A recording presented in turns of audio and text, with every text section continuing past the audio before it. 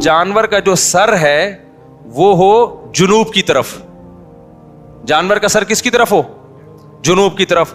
دم کا رخ کس طرف ہو؟ شمال کی طرف. اور ٹانگیں کس طرف ہو جانور کی؟ قبلے کی طرف. تو اس سے آپ کا ہاتھ بھی صحیح بیٹھے گا, آپ کا سینہ کس طرف ہو جائے گا؟ قبلے کی طرف ہو جائے گا. سمجھ رہے ہو؟ لیکن یہ اس جانور کے ساتھ جو آسانی سے اس کام کے لیے تیار ہو جائے.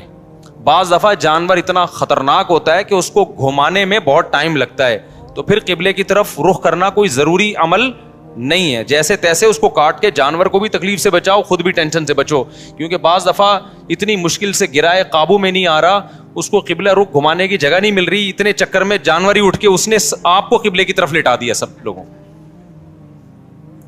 سب لیٹے ہوئے ہیں, ٹھیک ہے نا, ایسے بڑے واقعات ہوئے ہیں. تو کوئی تگڑا قسم کا جانور ہے, کنٹرول میں نہیں آ رہا, تو پھر تو جیسے تیسے ہو کر لو تاکہ جانور کو بھی تکلیف نہ ہو, آپ کو بھی نہ ہو. لیکن نارملی اگر آسانی سے پاسبل ہو تو آپ نے کیا کرنا ہے کہ یہ بھی کر سکتے ہیں کہ اس کا سر شمال کی طرف ہو اور دم جنوب کی طرف ہو, یہ بھی صحیح ہے. مطلب یہ کہ ایک رخ اس کا شمال کی طرف اور ایک جنوب کی طرف, تو پھر پاؤں کس کی طرف ہوں گے؟ قبلے کی طرف. پھر آپ جب ذبح کرو گے نا تو آپ کا رخ کس طرف ہوگا؟ قبلے کی طرف. تو قصائی سے آپ چھری لے لیں. بعض دفعہ قصائی غیر مسلم بھی ہوتے ہیں, تو غیر مسلم کا ذبیحہ بھی اسلام میں حلال نہیں ہے, مشرک بھی ہوتے ہیں بعض دفعہ. میں نہیں کہہ رہا وہم کریں خام خواہ میں, قصائیوں کی رپورٹ وہاں طلب کا شناختی کارڈ دکھائے, اسلام لکھا ہے کہ نہیں لکھا, اتنی تکلف کی ضرورت نہیں ہے. لیکن احتیاط کرنے میں میرا خیال ہے کوئی حرج. قصائی کو پہلے سے جانتے ہیں تو ٹھیک ہے, نہیں جانتے تو پھر خود ذبح کر لو بھائی, سنت ہے نا یہ. کیا خیال ہے؟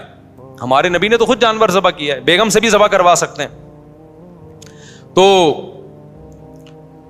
اب آپ نے, بیگم سے اس لیے کہہ رہا ہوں کہ بعض لوگ سمجھتے ہیں کہ عورت ذبح نہیں کر سکتی, حرام ہو جاتا ہے, کوئی ایسا کچھ نہیں ہے, تو وہ بھی ذبح کر سکتی ہے. باقی زیادہ اس میں تفصیل میں نہیں جانا چاہتا. اب آپ نے کیا کیا کہ رخ آپ کا قبلے کی طرف ہے. کسائی سے صرف یہ پوچھ لیں چھری رکھنی کہاں پر ہے, کیونکہ ہمارے ایک جاننے والے نے بکرا ذبح کیا, یہاں سے کاٹ دیا, اتنی لمبی گردن اس کی, تو اتنا بھی نہیں ہوتا بھائی, جہاں سے کاٹنا ہے وہاں سے کاٹو. تو رکھ کے آپ نے زور سے بسم اللہ اللہ اکبر پڑھنا ہے. آہستہ سے نہیں پڑھنا, بلکہ آہستہ سے پڑھ لیں گے تو بھی قربانی ہو جائے گی, لیکن زور زور سے کیا پڑھنا ہے؟ بسم اللہ اللہ اکبر. اور علماء کہتے ہیں قریب والے لوگ بھی پڑھیں تاکہ چھری چلانے والے کو یاد آ جائے.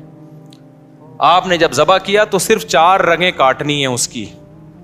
ایک نرخرا, یہ جو خوراک کی نالی ہے, ایک سانس کی نالی ہوتی ہے, اور 2 ودج ہوتی ہیں جو دل سے پریشر کے ساتھ خون دماغ کی طرف لے کے جا رہی ہوتی ہیں نا, 2 نالیاں, بہت پریشر سے اس سے خون نکلتا ہے. تو یہ 4 ٹوٹل نالیاں کٹ جائیں گی.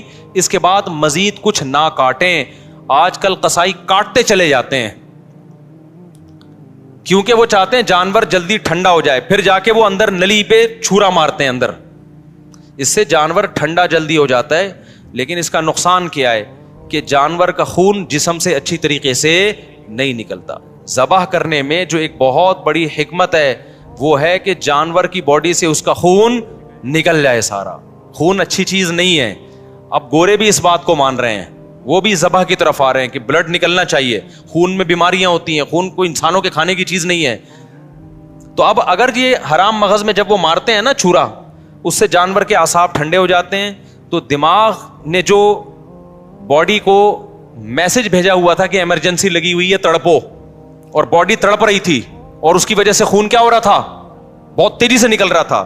تو جب وہ اس کا سارا نروس سسٹم ہی خراب ہو گیا تو باڈی کے احساس ختم, باڈی تڑپنا ختم, اور بلڈ نکلنا ختم.